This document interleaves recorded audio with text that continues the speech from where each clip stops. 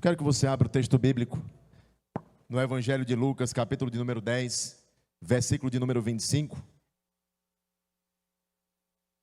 Nós estaremos nos debruçando sobre esta porção, essa narrativa tão importante, que certamente vai trazer estímulo na fé, no amor e na prática das boas obras. O texto de Hebreus, no capítulo 10, versículo 25 e 26, você deve conhecê-lo. Ele diz que nós nos congregamos com esse objetivo, a fim de que estimulemos uns aos outros. Você vai dizer comigo, na fé, no amor e na prática das boas obras. O objetivo, é claro, irmãos, de congregarmos, não é apenas sermos desafiados individualmente acerca destas coisas, mas é que também sejamos canais de Deus para estimular os nossos irmãos. Portanto, fique disponível à ação do Espírito Santo, pois você veio sim receber a porção da palavra de Deus, mas você veio também ministrar ao seu irmão, porque nós somos um corpo de Cristo. Amém? Está escrito assim: e eis que certo homem, intérprete da lei, se levantou com o intuito de pôr Jesus à prova, e disse-lhe: mestre, que farei para herdar a vida eterna? Então Jesus perguntou: que está escrito na lei? Como a interpretas? A isto ele respondeu: amarás o Senhor teu Deus de todo o teu coração, de toda a tua alma, de todas as tuas forças e de todo o teu entendimento, e amarás o teu próximo como a ti mesmo. Então Jesus lhe disse: respondeste corretamente, faze isto e viverás. Ele, porém, querendo justificar-se, perguntou a Jesus: quem é o meu próximo? Jesus prosseguiu dizendo: certo homem descia de Jerusalém para Jericó e veio a cair em mãos de salteadores, os quais, depois de tudo lhe roubarem e lhe causarem muitos ferimentos, retiraram-se, deixando-o semi-morto. Casualmente descia um sacerdote por aquele mesmo caminho e, vendo-o, passou de largo. Semelhantemente, um levita descia por aquele lugar e, vendo-o, também passou de largo. Certo samaritano, que seguia o seu caminho, passou-lhe perto e, vendo-o, compadeceu-se dele. E chegando-se, pensou-lhes os ferimentos, aplicando-lhes óleo e vinho. E colocando-o sobre o seu próprio animal, levou-o para uma hospedaria e tratou dele. No dia seguinte tirou 2 denários e os entregou ao hospedeiro, dizendo: cuida deste homem, e se alguma coisa gastares a mais, eu te indenizarei quando voltar. Qual destes 3 te parece ter sido próximo do homem que caiu nas mãos dos salteadores? Respondeu-lhe o intérprete da lei: o que usou de misericórdia para com ele. Então lhe disse: vai e procede tu de igual modo. A pergunta que deve ecoar nos nossos corações é a mesma que estava ecoando no coração daquele homem, daquele intérprete da lei: quem é o meu próximo? Essa é uma pergunta retórica, mas ela vai produzir despertamento, ela vai produzir exortação, e ela vai desafiar você e a mim, aqui nessa tarde, a darmos as respostas para as quais o Senhor, como falamos há pouco, nos predestinou: a prática das boas obras, o amor, a misericórdia e a compaixão, que são credenciais da igreja nesse mundo caído, desprovido de fé e esperança. Nós aprenderemos, irmãos, a partir desse texto, que como Jesus, um exímio mestre, ele trabalhava sob 3 pilares. Ele usava a doutrina, ele usava o exemplo e ele usava também métodos, dentre os quais aqui nós vemos a parábola.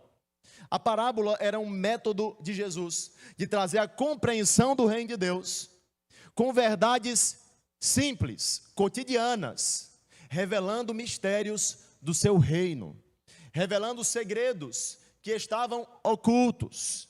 E ele ensinava isso de uma forma tão simples, mas tão simples, que isso causava uma confusão na cabeça dos doutores, e dos teólogos da época, que muitas vezes aprofundavam as coisas de tal forma que nem Jesus Cristo mesmo tinha a intenção de fazê-lo. Deixavam dúvidas e confusões, em vez de trazerem respostas e resoluções. E sabe que o objetivo do mestre da palavra é simplificar e não dificultar? O objetivo de quem se propõe a ensinar os mistérios de Deus não é deixá-los ainda mais misteriosos, mas é trazer revelação, é tirar o véu, é fazer cair as escamas dos olhos. Jesus Cristo, ele era especialista nisso.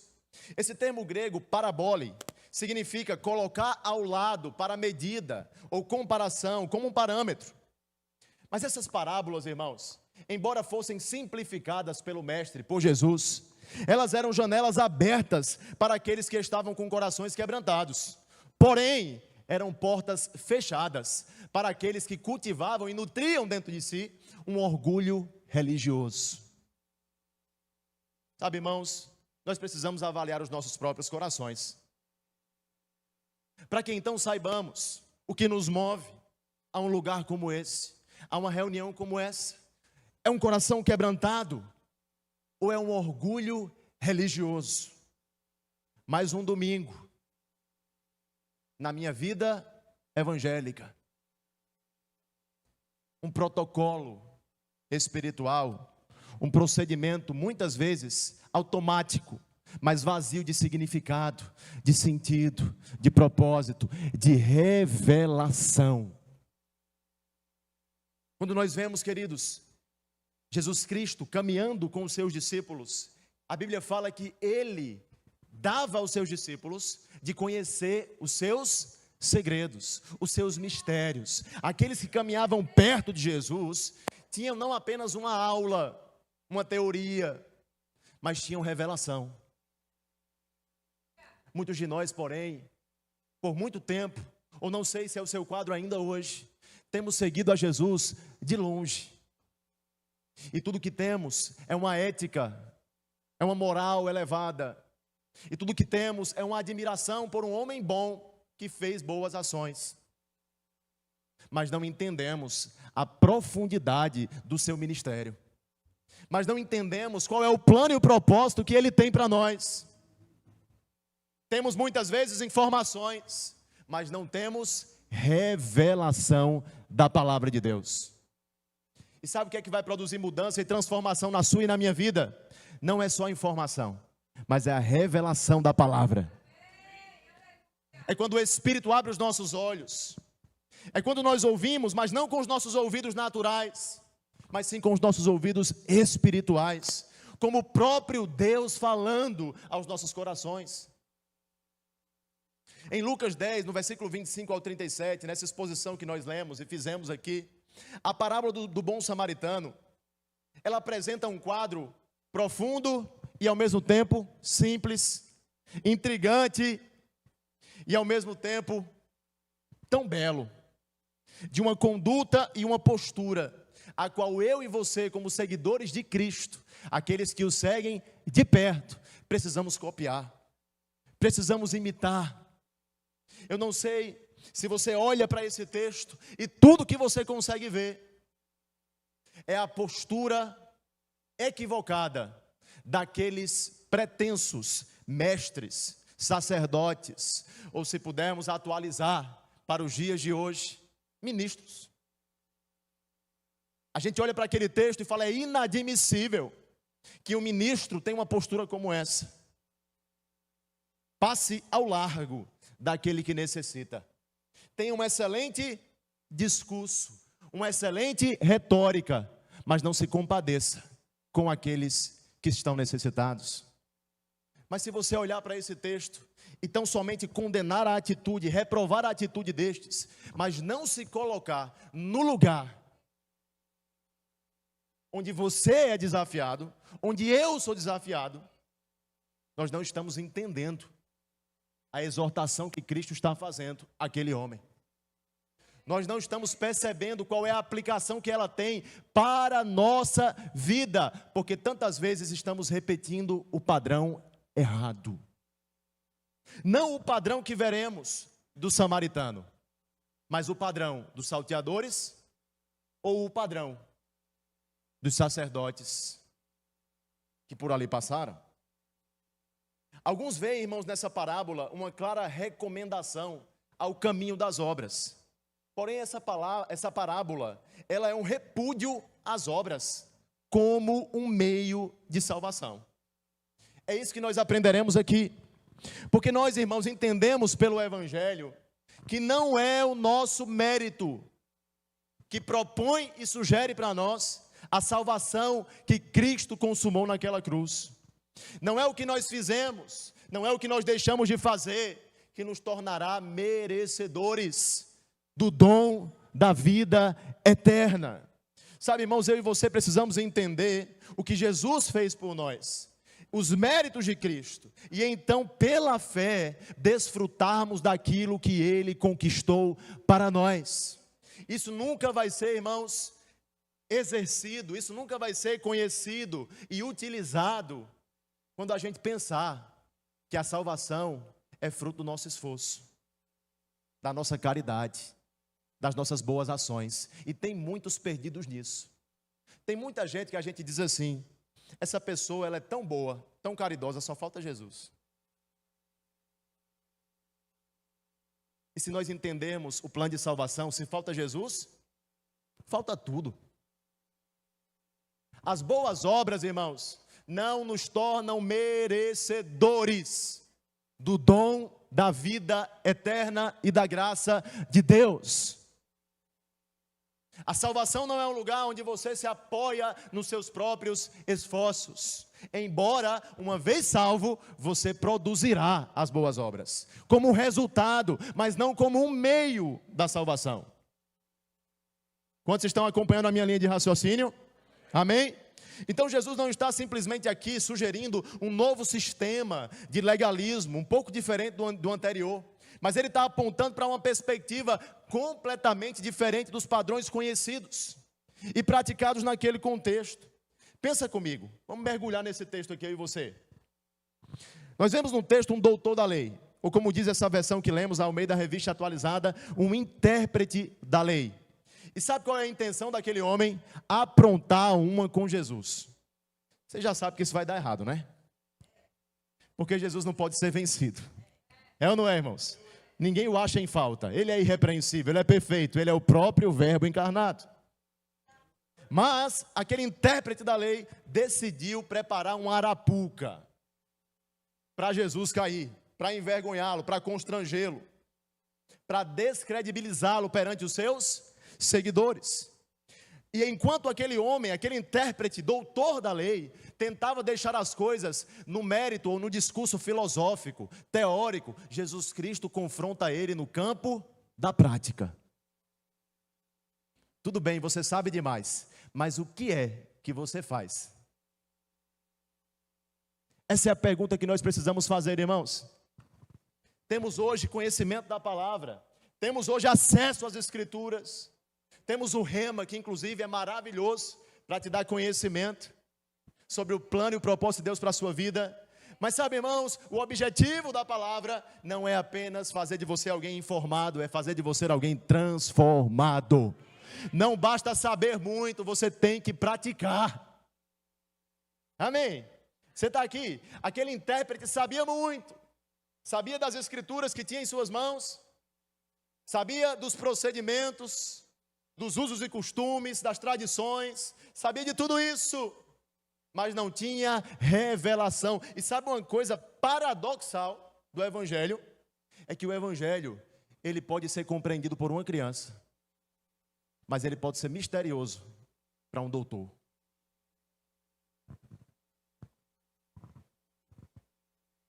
O Evangelho pode ser conhecido por um incauto, um indouto, um analfabeto.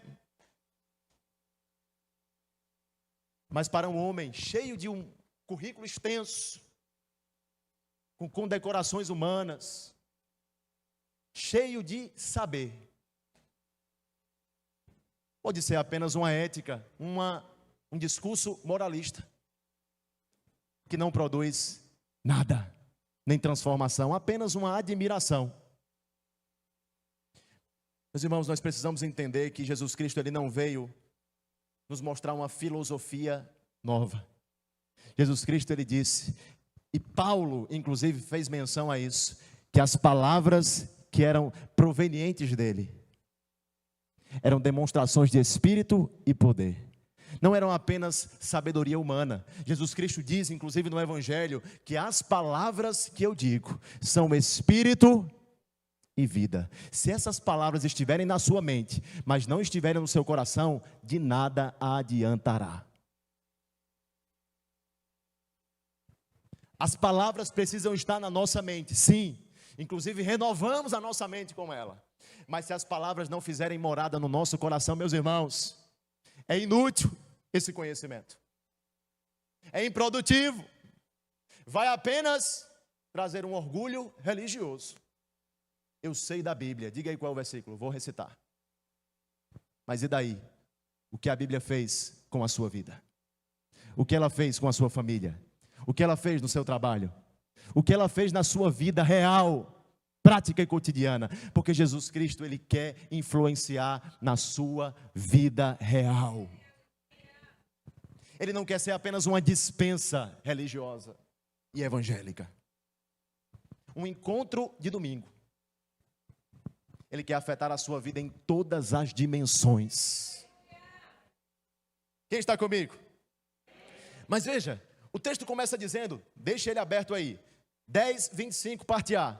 O texto começa dizendo, e eis que certo homem, intérprete da lei, olha lá, estamos falando de um doutor, alguém conceituado, um professor experimentado de teologia da época, um especialista, mas apesar da sua formação e do seu currículo, ele não tinha revelação.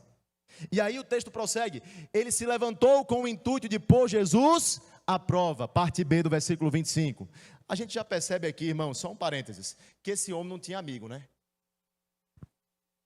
Por que eu digo isso, irmãos? Porque tem vergonha que a gente passa, porque a gente não escuta o conselho de um amigo.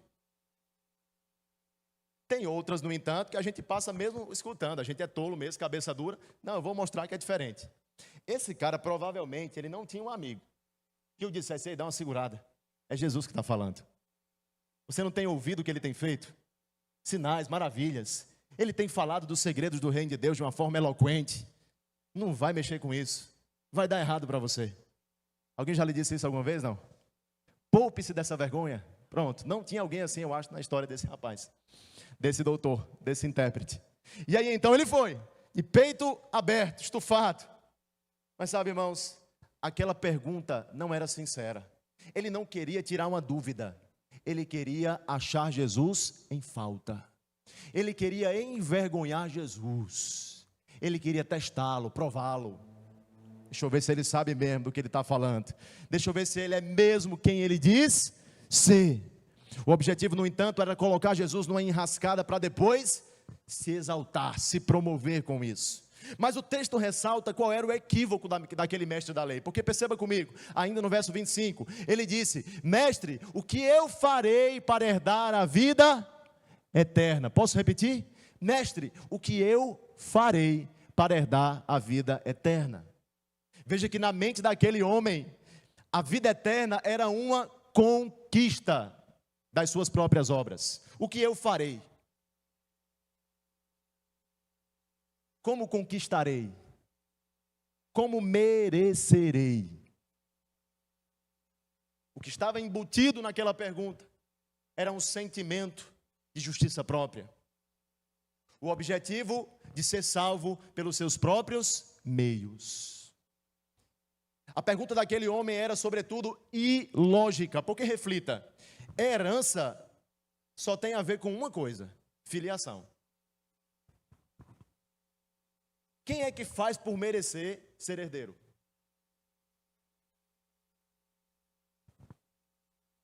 Herança, irmãos, é sinônimo de filiação, não de merecimento. Muitas vezes, irmãos, tem herdeiros aí, eu não te estimulo a ser como estes tais, que dão trabalho para os pais, mas o sangue corre nas veias, é filho. Não estou te estimulando a repetir esse padrão, mas eu quero te dizer, irmãos, que a filiação nos sugere, nos propõe o acesso à herança que há em Deus. Esse Deus, irmãos, enviou Jesus como um filho unigênito. Até então não havia outro, ele era o original, o verdadeiro, filho unigênito do Pai. Mas a Bíblia fala que aquele que é unigênito, ele viria a ser primogênito de muitos. Ou seja, ele não é mais o único, ele não é mais filho único. Hoje, pela fé na sua obra e no seu sacrifício, aquele que o recebe no seu coração, torna-se membro da sua família. Mas pela fé, não pelos méritos. Não pelos méritos. Nós fomos introduzidos nessa herança. O apóstolo Pedro, ele vai além, e muito além, porque eu acho que é uma das informações mais profundas da Escritura. Ele diz que nós nos tornamos coparticipantes da natureza divina. É como se ele estivesse dizendo: ei, o sangue de Jesus corre nas suas veias. Pode fazer o exame aí, vai denunciar, você é filho de Deus. Se você está em Cristo, se você é alvo dessa redenção, se você disse sim para a oferta graciosa do Senhor, você é família de Deus. Ele é o seu Pai. Você está comigo? É o que fala João no capítulo 1, versículo 12. Contudo, aos que o receberem, lhes será dado o direito, o poder de serem feitos filhos de Deus. E então uma pergunta agora surge, começa a pairar. Jesus fala assim para ele: o que é que está escrito no livro da lei? E como é que você interpreta? Olha que isso tem duas perguntas que de fato são diferentes. Uma coisa é o que está escrito, e outra coisa é como nós interpretamos. Jesus Cristo então pergunta: o que é que está escrito lá? Diga, você é doutor. Fale, você que é o teólogo aqui, não é? O que é que está escrito lá? E outra, como tu interpretas? Já que aquele homem, ele era intérprete da lei e queria achar Jesus em falta, Jesus Cristo devolveu a pergunta utilizando a mesma régua. É com a lei que você quer brincar, então eu vou entrar no jogo. Era mais ou menos o que Jesus Cristo agora estava fazendo. Vamos falar sobre a lei. E você sabe, irmãos, um parênteses aqui importante: Jesus Cristo é quem inspirou a lei. Jesus Cristo, queridos, era a própria palavra de Deus ambulante. Aquele homem, como não teve um conselho de um amigo, estava discutindo com aquele que inspirou a lei. Mas vamos lá, vamos juntos. Pela lei, Jesus Cristo estava querendo falar para aquele homem que era impossível ser salvo. Com base nas suas próprias obras, não tinha condições de ninguém atender às justas exigências de Deus. Ninguém, irmãos. Na terra não havia um justo, segundo a Escritura. Um justo sequer. Todos pecaram e todos estavam destituídos da glória de Deus. A lei, ela exigia perfeição. A lei, ela exigia irrepreensibilidade. Em resumo, não erre. E Tiago, ele vai tão além que ele fala o seguinte: que se alguém fosse achado em falta em uma dessas ordenanças, seria culpado de todas. Alguém aqui se encoraja a viver sob a régua da lei? Sob a régua da justiça própria? Dos seus próprios méritos? Deus me livre, irmãos. Pelos meus próprios méritos, eu mereci o inferno. Mas pela graça, diga, eu recebi o céu. Pela graça, eu recebi o céu. Porém, irmãos, veja, a lei não era o problema. E eu e você precisamos entender isso de uma vez por todas. A Bíblia fala, e é Paulo quem diz isso em Romanos, que a lei era santa, justa e boa. O problema nunca foi a lei. A lei foi inspirada por um Deus perfeito e por isso cobrava perfeição. Porém, queridos, nós sabemos que a lei era um tutor, era um aio, segundo a Escritura. Era alguém que levava alguém inferior, vamos dizer assim, ao seu responsável. O sentido da lei era que ela fosse um meio para Cristo. A lei nunca foi o fim das coisas. A lei era um meio para levar aqueles que estavam em pecado à consciência de pecado e então para que eles compreendessem a necessidade do Salvador. Ninguém poderia ser salvo pela lei, e ela nem fora enviada para tanto. A lei expressava, irmãos, a perfeição divina. A lei expressava, porém, que o homem era também um pecador. Ela era como uma radiografia. Eu não sei se você sabe, mas radiografias não curam. Radiografias detectam o problema. A lei foi enviada para mostrar ao homem: tem problema aí, você precisa de salvação. Mas o homem não entendeu e começou a querer merecer a salvação pelas suas próprias obras. Usar a lei como meio para este fim. Muitos deles se tornaram religiosos, orgulhosos, arrogantes. Mas também muitos deles, quando caíam e eram achados em falta, davam lugar a um profundo senso de condenação, de culpa, porque jamais conseguiriam atender essas exigências. O problema da lei, afinal, pastor, qual era? Era o material com o qual ela lidava. Que material era esse? Eu, você, nós. O problema não era a lei, o problema era a gente. Mas sabe que acontece uma coisa na nova aliança que é sobrenatural?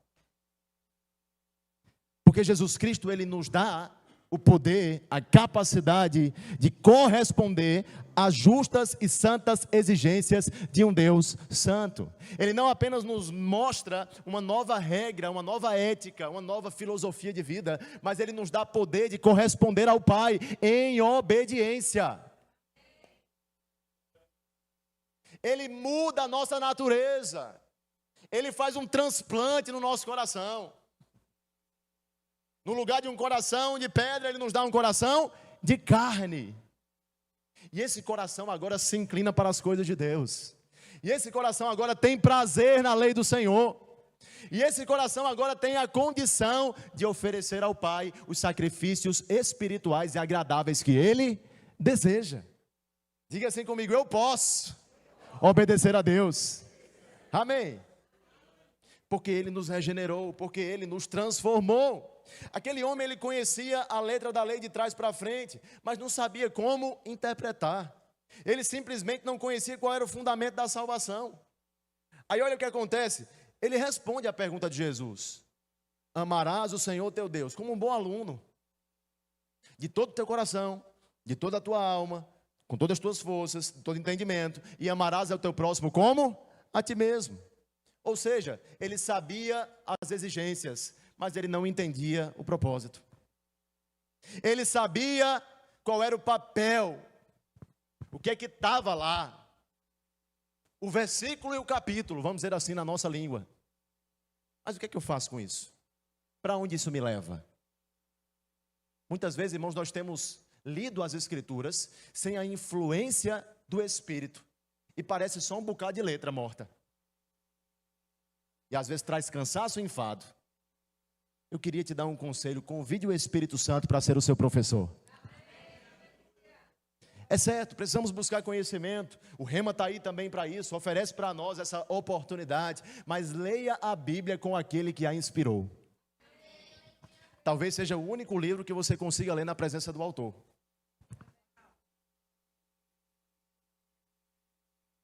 Você está aqui? Diga: o Espírito Santo me ajuda, me ensina, me habilita. Então, irmãos, o que é que nós vemos? Que o papel da lei não era salvar, mas conduzir os homens à consciência e à gravidade do seu pecado, da sua dívida, do problema, apontando para aquele que poderia resolver, apontando para aquele que poderia salvar. E olha, pensa comigo, a santidade que Deus requer de nós, irmãos, não é uma produção da carne tentando obedecer certas regras. A santidade que Deus requer de nós é fruto de uma nova natureza. Você entende? É impossível ser santo sem Jesus. Ele próprio diz no Evangelho de João, capítulo 15: sem mim nada podeis fazer. Quem tenta santidade sem Jesus se decepciona, ou então vive iludido com a ideia de que é santo. mas na verdade é um santarrão. É alguém que se acha. E muitas vezes faz de si mesmo superior aos outros. Olha o que eu sei. Leva a sua vida para um lugar de orgulho, onde é resistido por Deus. Mas sabe, queridos, Deus nos fala que Ele concede graça aos humildes. O conhecimento da palavra, irmãos, tem que fazer de mim e de você cada dia mais manso, cada dia mais humilde, cada dia mais ensinável. A gente não conhece a palavra, irmãos, para dominar a palavra. A gente conhece a palavra para ser dominado por ela. Manejar bem a palavra da verdade, irmãos, não é apenas ter ela decorada na sua cabeça. Manejar bem a palavra da verdade é ter uma vida coerente com aquilo que você aprendeu. É você mostrar a partir da sua vida e do seu exemplo, olha o que a palavra diz. Olha o que? Veja o que ela fez comigo. Veja como eu trato as pessoas. Veja como eu amo as pessoas. Veja como eu perdoo. Veja como eu me compadeço. Veja como é o meu tratamento. Porque, irmãos, a gente não discerne quem é discípulo pelo quanto que ele se move no dom do Espírito, mas pelo quanto que ele se move no fruto do Espírito. Tem muita gente que roda, pula, revela mistério, fala em línguas e interpreta, mas é carnal. Pastor, o senhor está dizendo então que é para a gente ir para um lugar e ignorar o outro? Não. Nós temos que experimentar e desejar os melhores dons, está escrito. Mas isso não deve nos isentar de andar no fruto do Espírito: amor, domínio próprio, temperança, bondade, fidelidade, paciência. Isso são as suas credenciais para o mundo. Isso são as minhas credenciais para o mundo. É a forma como o mundo lerá a Bíblia e verá a Cristo através de nós. Você está comigo? Então Jesus, ele vai virar o jogo agora dizendo o seguinte: respondeste corretamente. Aí ele agora desafia aquele abençoado e diz: faze isto e viverás. É mais ou menos o seguinte: tenta a sorte. Amar a Deus sobre todas as coisas e amar ao próximo como a ti mesmo, pelos seus próprios méritos. Tenta a sorte. Vê se você consegue. Sem mim, você não consegue. Esse é um investimento e um empreendimento fracassado. Vida cristã sem Cristo. Santidade sem o santo. Isso não produz transformação. No máximo, produz soberba. E em vez de aproximar pessoas, afasta. Mas sabe, irmãos, a pergunta célebre, famosa e mais importante desse texto aqui é essa. E percebendo que tinha sido amarrado pelas cordas da sua própria astúcia, o doutor da lei, ele tentou justificar-se perguntando o seguinte: beleza, mas quem é o meu próximo? Revela-me, mestre. Quem é o meu próximo? Ainda estava tentando, irmãos. Nessa quebra de braço. E aí a parábola, ela é explicada e aplicada para as nossas vidas também. Jesus começa a contar a história de um homem, um viajante. Mas sabe, essa história, ela coloca os valores daquele intérprete da lei de cabeça para baixo. Porque nela, Jesus Cristo está reprovando a atitude dos religiosos. Ali, sacerdotes e levitas. Mas Jesus Cristo está exaltando a atitude de um rejeitado, dito por samaritano. Eu não sei se você sabe disso, mas se você fizer uma rápida busca de quem eram os samaritanos e de como eles eram enxergados pelos judeus, você vai ver que eles eram tratados como uma escória. Porque, deixe-me fazer um rápido apanhado, teve uma divisão entre os 12 reinos de Israel, 10 deles do norte, 2 deles do sul. Você conhece essa história? E aí Samaria tornou-se capital de um reino pagão. E os judeus se misturaram com os gentios. Os gentios tentaram roubar a identidade daquele povo. Dali em diante, os samaritanos foram considerados pelos judeus como um povo de raça híbrida, misturada, como pagãos. E dali em diante eram tratados como cães. Jesus Cristo agora aparece com a história de que o protagonista e o herói da história era um samaritano. O rejeitado. O improvável. O que não prestava para nada. Segundo a ótica e a perspectiva dos doutores. Não vai dar em nada. Mas Jesus Cristo exalta o rejeitado. E ele evidencia, irmãos, que eu e você temos que encarar toda criatura desse mundo. Toda mesmo, pastor, até aquele coisa ruim que eu conheço. Sim, até o coisa ruim que você conhece. Encarar toda criatura desse mundo como seu próximo. Como seu próximo. Mas toda mesmo, pastor, me diga se é isso mesmo que eu estou ouvindo. Toda. Sabe por quê? Porque coisa ruim era eu e tu. Mas o Senhor nos amou. Mas o Senhor acreditou. Mas o Senhor perdoou. Mas o Senhor teve misericórdia.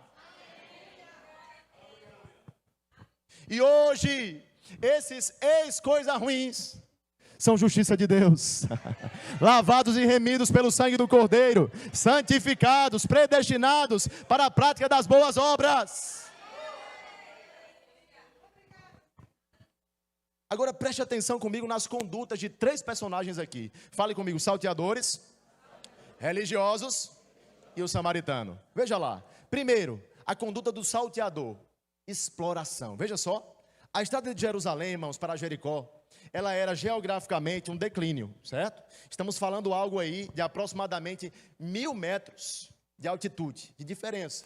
Jerusalém era uma cidade alta, que nas suas mais altas, planícies, nos seus mais altos picos, podia chegar a 800 metros acima do nível do mar. Mas Jericó podia chegar, nos seus mais baixos, a 200 metros abaixo do nível do mar. Você entende a diferença? O que é que isso ilustra para nós? De Jerusalém a Jericó. O homem está viajando de um lugar onde ele estava no alto e descendo, ladeira abaixo, para um lugar profundo.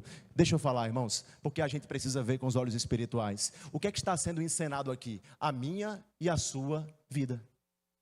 Nós fomos criados à imagem e semelhança de Deus. O que foi que aconteceu no meio do caminho? Pecamos. E saímos desse lugar e descemos a Jericó.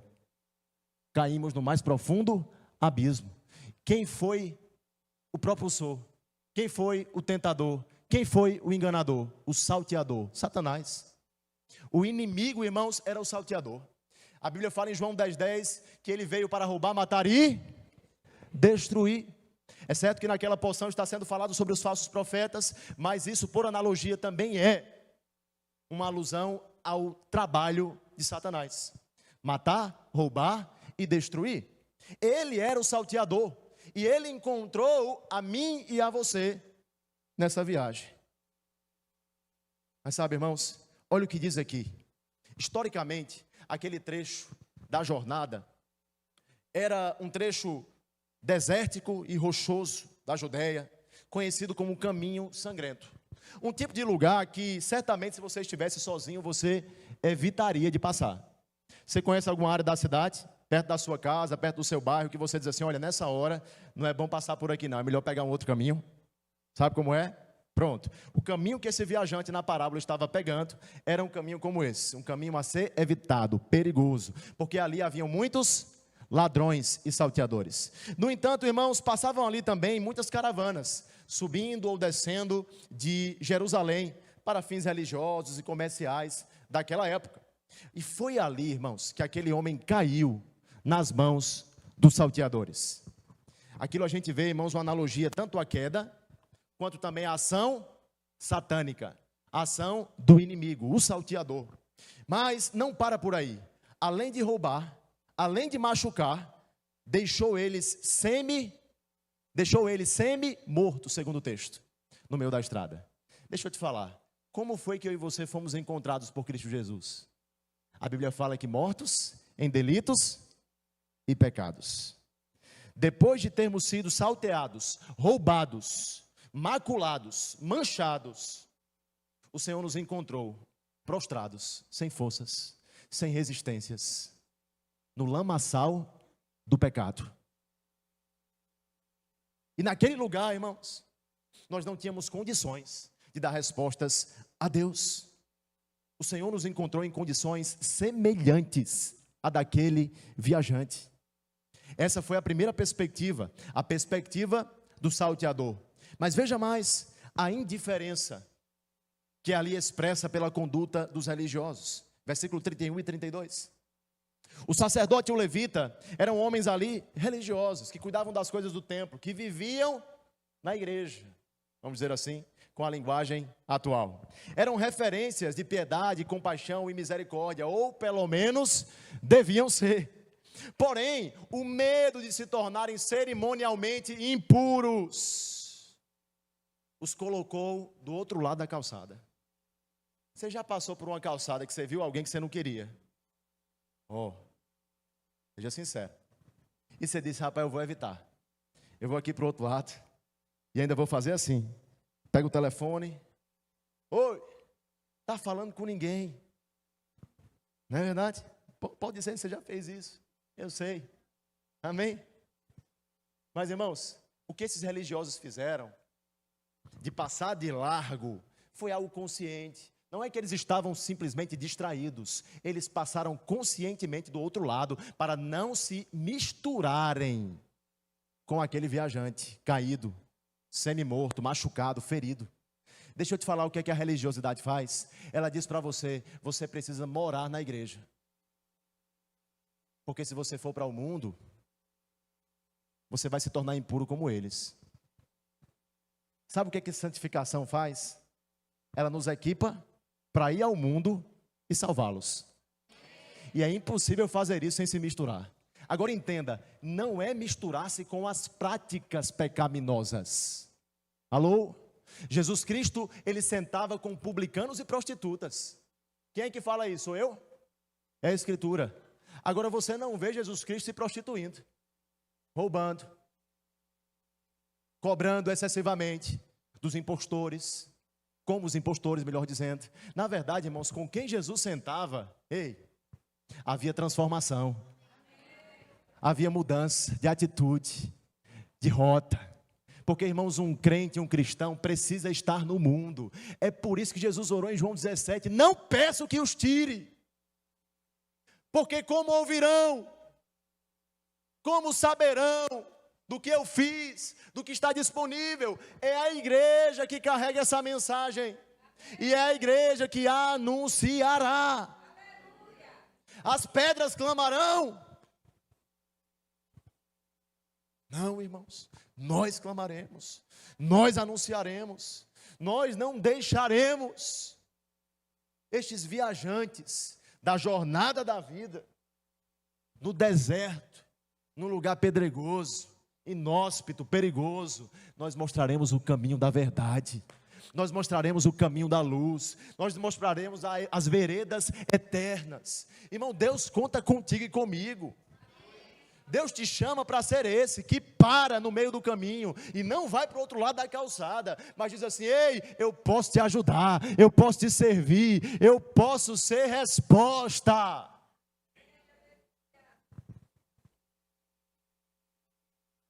Sabe, irmãos, este era o mesmo teor da repreensão de Jesus aos fariseus, com respeito àquela acusação de transgredir o sábado. Quem se lembra aqui desse evento, deste fato?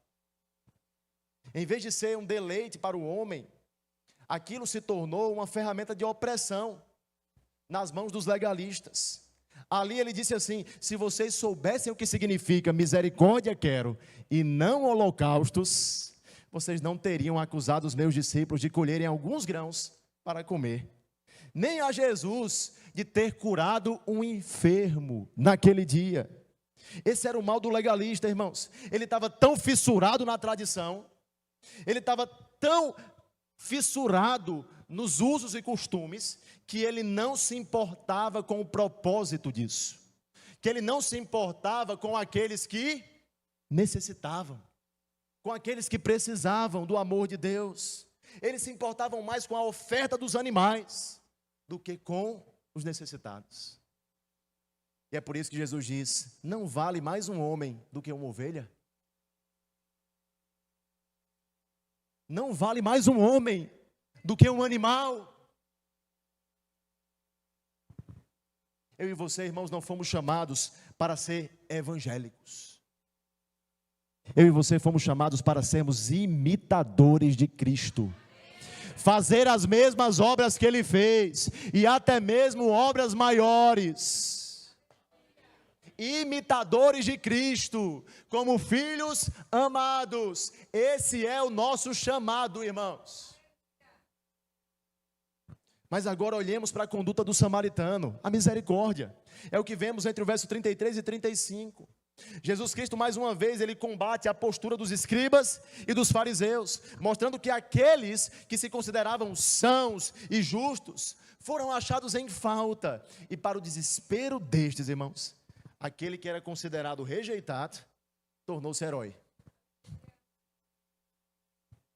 Eu não sei se você parou para pensar, mas esse samaritano, rejeitado pelos judeus, na parábola de Jesus, por analogia, era o próprio Cristo.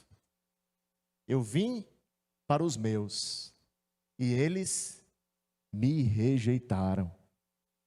Mas é enviado para anunciar as boas novas, para pregoar o ano aceitável do Senhor, para libertar os oprimidos, para curar os enfermos. Este homem é o protagonista. Este homem é o que pode resolver a sua história. Nem a religiosidade, nem os salteadores, muito menos, podem resolver a história de um viajante. Apenas Jesus Cristo de Nazaré pode mudar a nossa sorte. Apenas Ele, passando pela nossa estrada, irmãos. Isso tem muito a ver com as nossas vidas. Porque Jesus Cristo, Ele não foi para o outro lado da calçada.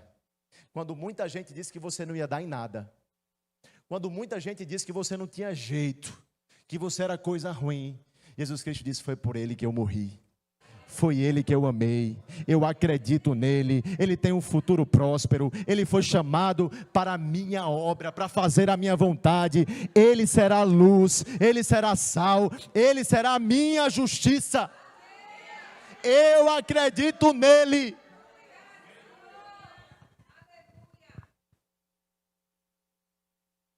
Sabe, irmãos, aquele personagem, o samaritano, ele era o próprio Cristo exemplificado. A Bíblia fala que ele trata as feridas daquela pessoa, tira ele de um lugar perigoso e leva ele para hospedaria. Mas não fosse o bastante, ele ainda paga o tratamento. Olha isso. Ele ainda diz assim: ó, o que precisar, está consumado. Te faz lembrar alguma coisa, não? O que precisar, ei, está pago, não tem mais dívida. Pode contar com a minha palavra e o meu compromisso. Eu estou salvando ele.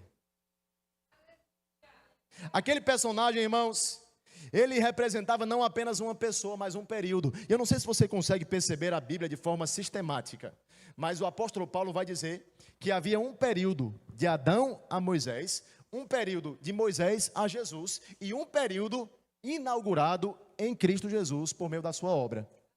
De Adão a Moisés é aquele período pré-lei e pós-queda, ok? Mas de Moisés a Jesus é o período da lei, que tinha como objetivo o quê, irmão? Salvar? Não, mas guiar para o Salvador. E Jesus inaugurar ali uma nova aliança. Você está comigo? Compreenda isso que está acontecendo. Então, aquele homem representava ali não apenas uma pessoa, mas também um período. E os primeiros socorros ali, irmãos, eles foram prestados por aquele samaritano. Ele tratou as feridas, ele carregou, mas ele levou para uma hospedaria e entregou aos cuidados de um hospedeiro. Isso te faz lembrar alguma coisa? Deixa eu falar uma coisa para você. Jesus Cristo, ele morreu por você e por mim, sim ou não? Mas a Bíblia fala, irmãos, que ao terceiro dia, depois que ele ressuscita, ele prepara o cenário diante dos seus discípulos para a sua ascensão. E ele diz: ei, eu não vos deixarei órfãos, Eu não os deixarei sozinhos, abandonados. Do céu virá outro ali, não héteros, não diferente, mas halos no original, da mesma espécie, do mesmo tipo. Virá um Deus como eu sou, afinal de contas, ele era triuno. Preste atenção nisso. O hospedeiro agora passa a assumir os cuidados sobre a vida daquele viajante. Irmãos, a cruz de Cristo resolveu a nossa história, quando nós dissemos sim, quando nós nos arrependemos dos nossos pecados, mas depois da cruz, Jesus nos entregou para o cuidado do seu Espírito. É Ele que tem aplicado as palavras de Deus, é Ele que tem santificado a sua vida, é Ele que tem aperfeiçoado você, e Ele fez isso te inserindo na hospedaria. O que é hospedaria, pelo amor de Deus? A igreja onde você foi enxertado, o corpo de Cristo, aonde você está, a família de Deus, a qual você pertence. Jesus Cristo colocou em nós o seu Espírito, mas Jesus Cristo nos fez participantes do seu corpo. Fomos entregues ao hospedeiro, fomos entregues à hospedaria, mas por favor, escute isso. Todos nós, indiscriminadamente, chegamos na hospedaria na maca, prostrado, morto. Mas uma vez que fomos tratados pelo bom samaritano, Ele não quer que você fique deitado na maca. Ele não quer que você fique prostrado. Ele quer fazer de você resposta. Ele quer fazer de você alguém que vai tratar a ferida, alguém que vai cuidar dos que precisam, alguém que vai ser resposta. Nessa hospedaria, irmãos, você não deve ficar de forma permanente como alguém carente de cuidados, porque Deus conta com você para cuidar de outras pessoas. Igreja é hospedaria? É, mas em hospedaria não só tem paciente, em hospedaria tem enfermeiro, em hospedaria tem médico, em hospedaria tem gente que está cuidando e não apenas sendo cuidada.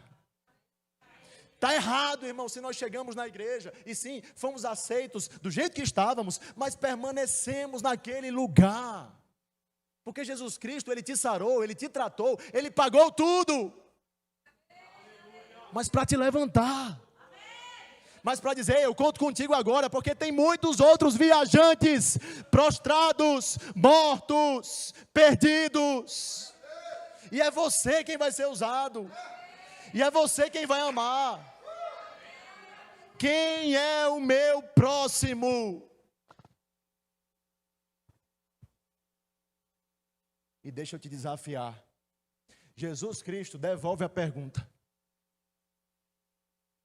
quem é o próximo? Na parábola que eu contei, no ensino que eu contei, quem é o próximo? E ele fala, olha só, ele não teve a hombridade de sequer chamar de samaritano. Ele fala, aquele que usou de misericórdia. Tamanho era o desprezo por essa raça. Aquele que usou de misericórdia. Meus irmãos, nós precisamos entender que quando você escolhe a quem amar, quando você escolhe a quem usar de misericórdia, quando você escolhe a quem usar de compaixão, você está achando que você merece. Você está pensando que você é melhor. Você está pensando que Jesus Cristo, Ele não pode salvar aqueles, mas você, Ele pode. Afinal, você era provável para Deus. Não, nenhum de nós éramos prováveis para Deus.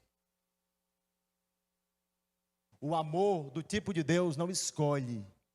A honra não escolhe, porque a honra não depende de quem está à nossa frente. A honra depende de quem está dentro de nós. Pode ser a pessoa da nossa frente, um doutor ou um mendigo. Essa pessoa foi criada à imagem e semelhança de Deus. Essa pessoa foi também lembrada naquele sacrifício, naquela obra vicária. Essa pessoa também foi desejada pelo Senhor para ser redimida, para ser santificada, para ser levantada. E se nós não estamos, irmãos, no ramo de acreditar nos improváveis, nós não estamos no ramo certo. Porque aqui, a começar de mim, tem um improvável. Eu e Tereza. Mais ninguém, né? Cada um de nós, irmãos. Acreditar nas pessoas é tarefa de crente, é tarefa de cristão, mas dá trabalho demais. Você não deu também? Eu não dou também? Gosto de pensar que a ovelha mais complicada do rebanho, às vezes, é aquela que a gente vê diante do espelho.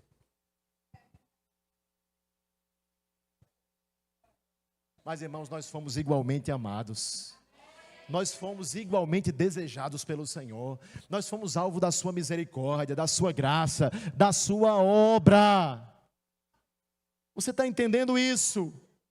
Então Jesus questiona quem foi o próximo. E o que é que está acontecendo aqui, pastor? Uma reformulação da pergunta. Porque a questão não é quem é o meu próximo. A questão é de quem eu devo me tornar o próximo. Você não entendeu, não? Porque quem está perguntando ainda quem é o meu próximo, a quem eu devo amar? Vamos lá, alguém. Ele está dizendo o seguinte: de quem eu devo me tornar o próximo. E proximidade aqui não é sinônimo de afinidade. Porque quando você pensa em próximo, você pensa no seu vizinho. Você pensa no seu grau de parentesco, filhos, irmãos, não é verdade? Sobrinhos. Não, estes aqui merecem, afinal de contas, são sangue do meu sangue. Mas proximidade nessa parábola não é afinidade.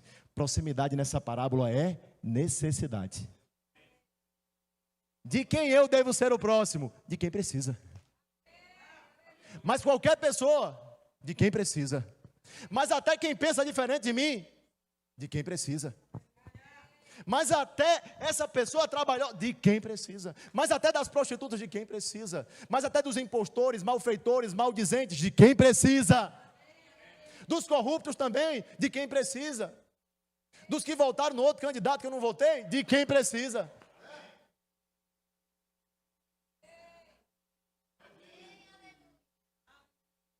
De quem precisa. Gente, a humanidade está doente.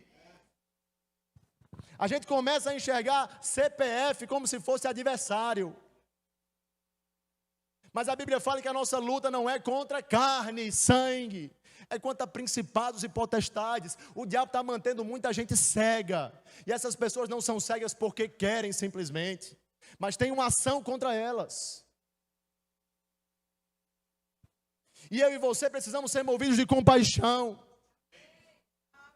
Quem precisa, eu serei o próximo. Não apenas quem eu acho que merece. Porque por essa régua eu também não merecia.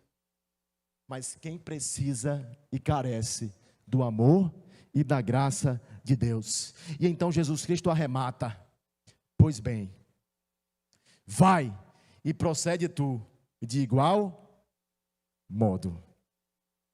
Irmãos, com isso Jesus, ele está nos instigando a rejeitar uma postura de legalista, de religioso. Um amor que só é dito pelo discurso, mas não é praticado pelas obras. A gente não pode apenas ter uma boa retórica, a gente não pode ser apenas detentor de uma ética superior. Nós temos que praticar o que a gente prega, irmãos.